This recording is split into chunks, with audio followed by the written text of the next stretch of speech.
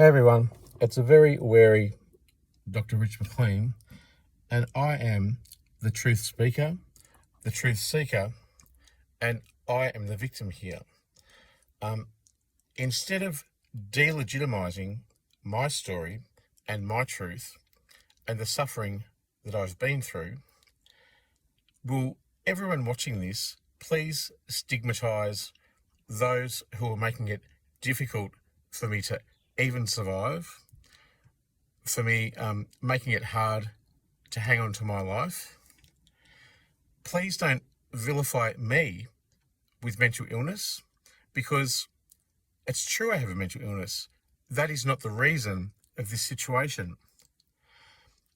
The very nature of this conspiracy to exploit and vilify an individual as a targeted individual, which amplifies an already existing vulnerability, and then design the illness and his poverty systemically and politically, and then refuse to accept liability for all their malice and all their corruption and all the harm meant for me by blaming mental illness, is not okay with me.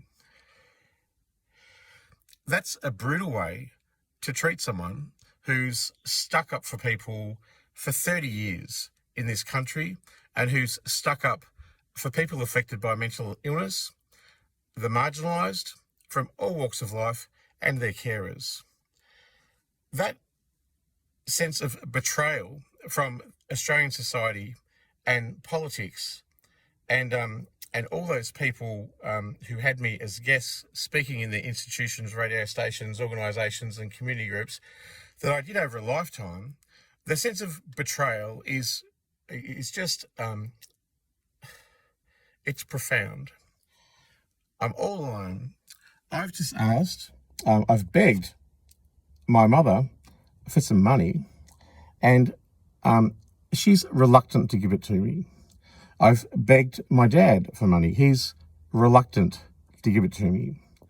There's a poisonous relationship going on here with me and my family that I'm stuck in eternal bondage with. I need their help, and they're the only people left that I can go to. They at once vilify me for mental illness and blame me for not being responsible with money. They refuse to acknowledge that the reason I have no money is from a profound systemic and political neglect, and further, that's corrupt, it's illegal, and it's against the Charter of Human Rights of a person with a disability. And it is a provable conspiracy to pervert the course of justice. It is not merely a delusion in my head.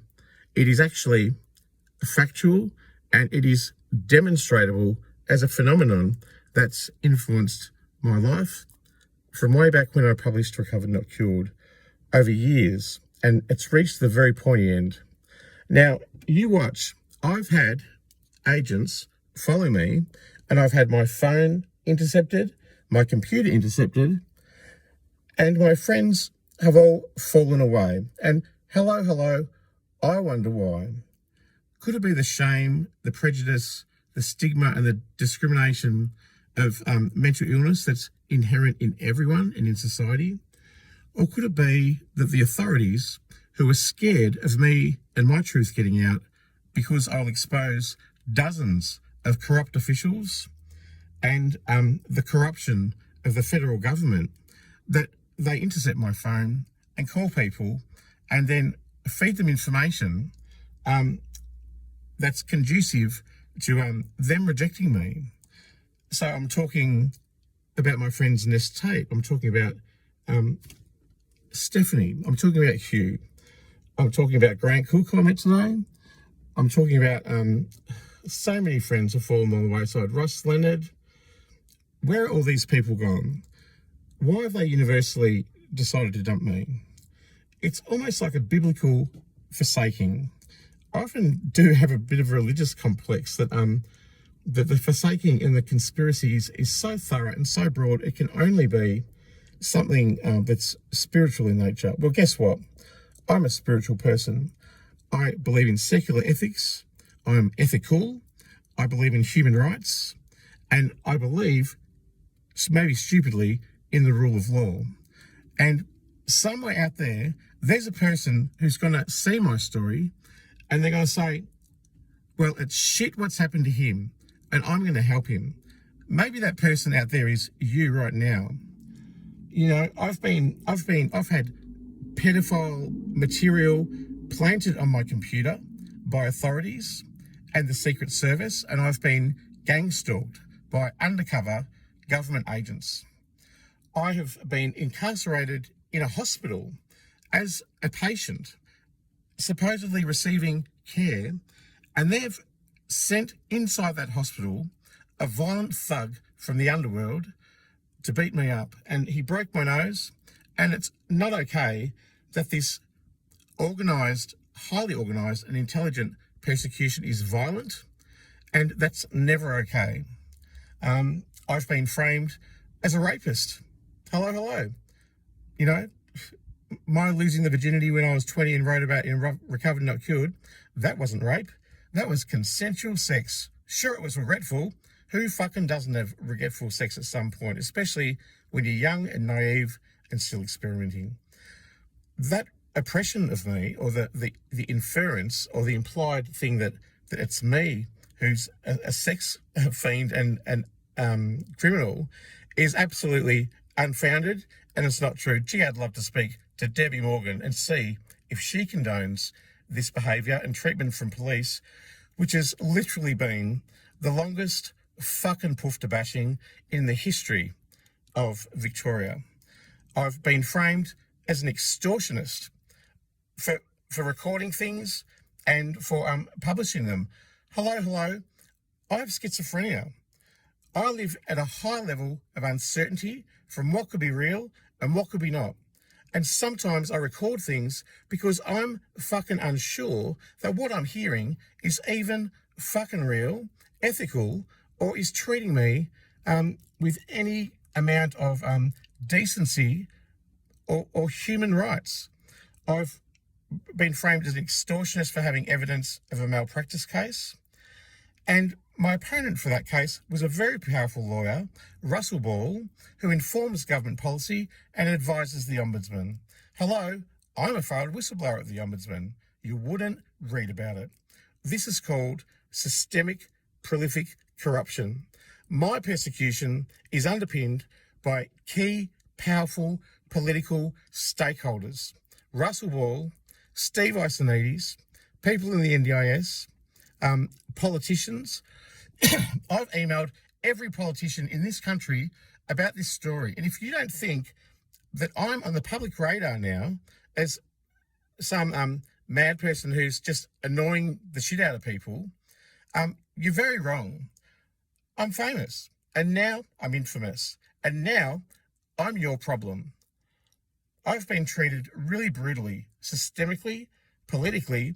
It victimises me. It has brutalised my human rights, which have been documented, and the Australian Human Rights Commission will not even investigate that. This is literally a conspiracy to fucking murder. And you know what? Dozens of public officials know about it. Tim Goss from AFCA, Liz Linsberg from the Australian Human Rights Commission, Paul Fowler from Comcare, who was the old boss of WorkSafe. Hello, corruption. You've got the Attorney General, Mark Dreyfus, who's never acknowledged me, and the last Attorney General, Michaelia Cash. I predicted that my work cover would fail at AAT because of the profound systemic corruption and me being framed at AFCA and the Australian Human Rights Commission, and that further, my determination was to be heard at the AAT, and that's under the portfolio of Hello, the Attorney General. Michaelia Cash refused to intervene on the corruption, and lo and behold, even with a change of government, I still, as I predicted 2 years earlier, fail my case at the AAT. That is because I've never had access to a lawyer because I'm psychometrically profiled by the government and I'm a targeted individual. And further, that this ruling was already predoomed to fail. It was set up to fail. It was a bloodbath. It was corrupt. And it acted in defiance of the Charter of Human Rights, of a person with a disability, which states me as a disabled person must have access to the law and equality before the law. And hello, I've never fucking had a lawyer. That is apart from John Boyle of MD Law in the city. And he deceived me, came in close, collected all of my evidence for this, what it is, a conspiracy to pervert the course of justice, which victimises me and caused my suicide. And then I was revived from death, and then it covered up with impunity. And then he dumped me a day before the AAT hearing, encouraged it to go ahead. And I'd asked the Ombudsman, I don't want this to go ahead because I'll fail. He refused to intervene. And it is just an absolute wicked persecution of me. And the level of deceit from John Boyle has been profound. Now he's charging me $50,000 to get my evidence back. I've just been talking to people in the pub. I managed to beg a meal out of someone, although I've had some pretty good indication that I'm followed here, that people are sent to intercept me. And you may call that delusional, but have a look at the gang stalkers and the underground government agents that are stalking my house in Footscray when I was there. That's evidence. It's hard evidence. You can't ignore that. And if you, even out there, try and delegitimize this story, that is a method of gaslighting, which is an intelligent and wicked way to literally torture someone, to delegitimize someone's story when they're telling the truth and they are the right person and they are the victim, which results in that victim's further suffering, ostracization, and profound neglect. You are a fucking evil person. I want my story acknowledged. I am the truth speaker. I am the truth seeker. I know what's happened to me, and no one's listening, or everyone's listening, and no one's doing anything for your own pitiful judgments. Well, let me tell you something. I'm not a rapist. I'm not a pedophile. I'm not an extortionist. I'm a human rights awarded artist, and I've served this country and its citizens for 30 years and been an artist, an author, an advocate, and I've done my best to recreate myself after every fucking downfall and situation which keeps on happening to me. And I'm really at the fucking end. I've slept in a park for 3 fucking days after the NDIS and the NDIS providers who were tasked with my care literally marched me out onto the street as a fucking homeless infamous vagrant. You wouldn't read about it.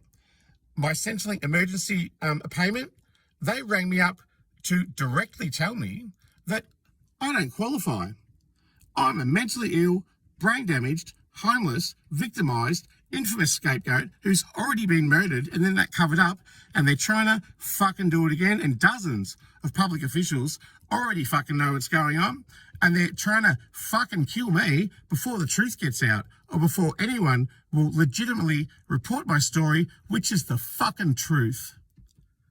Now, I need a few certain things to fucking get by, and I would thank anyone out there to indulge in my story long enough to offer me some financial support. I know it's about fucking money. That's how they've attacked me. That's how they've made me unwell. They've designed my poverty, and they've designed amplifying my illness, and that's a profoundly fucking disgraceful way to treat someone already with a marginalised condition. That is cruelty. That is torture. I'm requesting my parents, Doug and April McLean, don't vilify me for fucking illness. Concentrate on the corruption.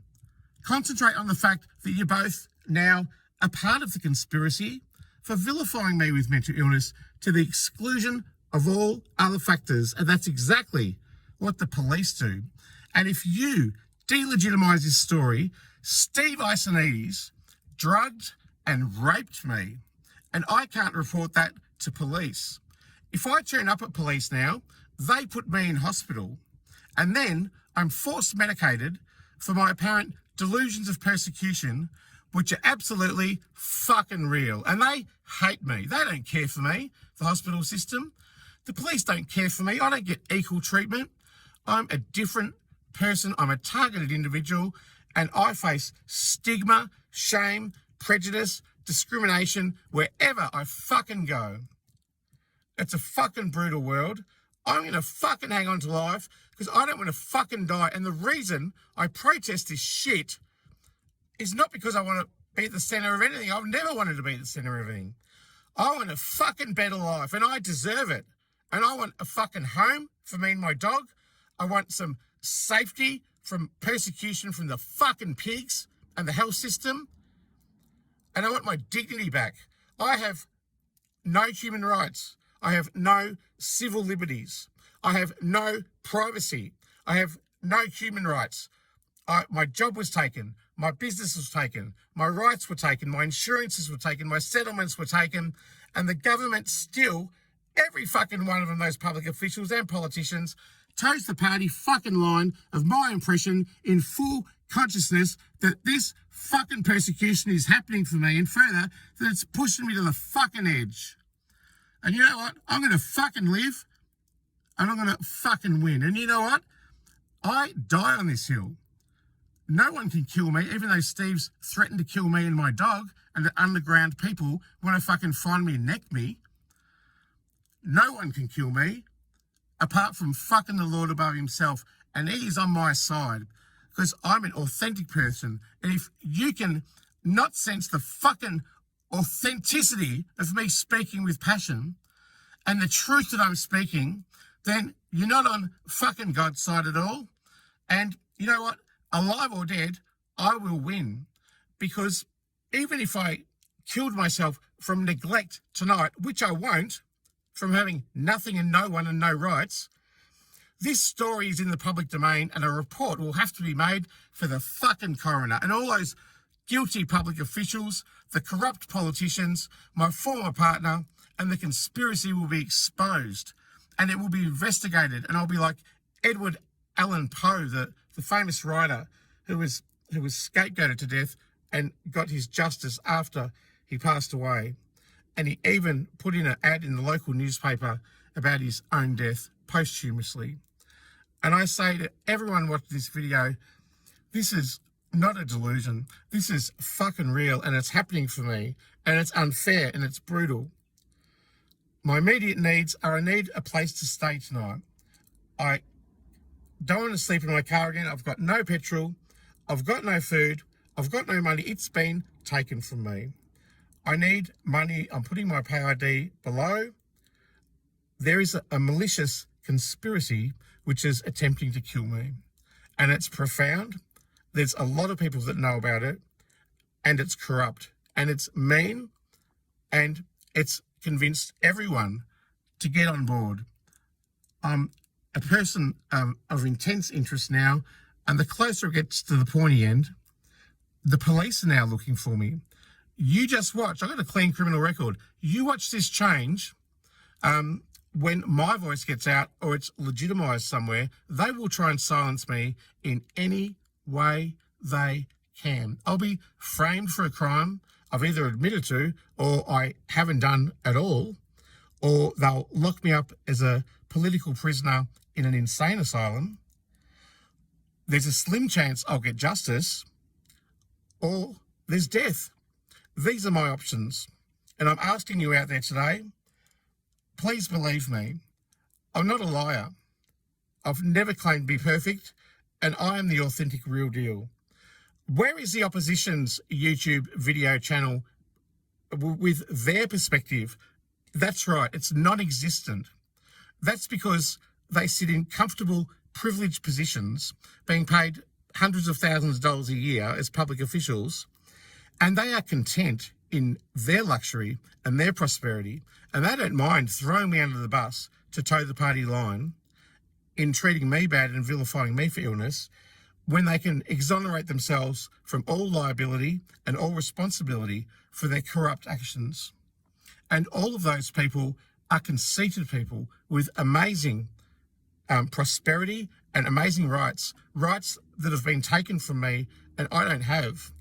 I don't have the same rights as these powerful people who are throwing me under the bus. I really don't. I've got basically nothing left. I need protection. Will someone out there please get me a safe space for me and my dog, keep me protected from the underworld criminals, from the overworld criminals, from the corrupt public officials, and from the corrupt police and the even more corrupt health department, which is their only out of obligation to save murder.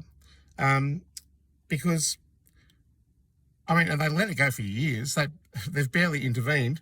And then when I'm hospitalised, they keep me as a political prisoner, and they force inject me. And let me tell you, there's no medication that can stop me knowing my reality, and there's no medication that can undo what are real provable facts in this world. It's Richard McLean, and I've become Barran Dodger because I am dodging the Barran in my life. And it's not just Barran in money, it's dodging the Barran in a spiritual way, because there is a spiritual wealth about my being, and I've always been a spiritual person, and I am fiercely alive, and I am fiercely determined, and you have never seen such determination in a human being. I don't care if my friends forsake me. They will realise the error of their ways one day. I don't care if my family forsake me. But I tell you what, this is the hill that I die on. I can't start again. I'm coming behind the 8 ball. I can't get a job. I've got no money. I've got no rights. I've got no lawyer. These have all been destroyed for me. If you out there think I should stop complaining, get a job, and earn some money, then you are delegitimizing my story, and you are condoning me being drugged and raped by Arsenidis. I can't accept that. So I put my PayID alone. Can someone please help me? I'm in a vulnerable situation. I'm a sitting duck. They may or may well not be following me. I really can't be sure. I live at a high level of uncertainty. And that doesn't mean that I'm insane. That just means that this intelligent persecution of me is more well designed and better constructed than I am able to perceive. But I'll pick up bits. Can someone please put some money into my account? I'll put the PayID low. Looks like another night sleeping in the park. Thanks a lot, world. Thanks to my brother and sister, Jodie Azzopardi, Bongetti and Brad McLean, for totally and utterly rejecting me. And Bruce McMaster, my multi-millionaire uncle, who says I should just move on and get my life in order. It's easy for him to say when he's never been without a dollar. He's had food his whole life. He's been very wealthy with political privilege and the social structure that I can only envy from my perspective. I'm the real deal. I'm the truth speaker. I am what's right. And I've got a doctorate in what's mad and what's not. And I came to the conclusion that madness in individuals is very rare, but in society, it is the norm. And that is the norm. Society is corrupt. And I'm its victim. I want to live. Will someone out there please help me get through this time and protect me so that I can get justice and so that I can live a better life and serve the community again. All right. I'm signing off. See ya.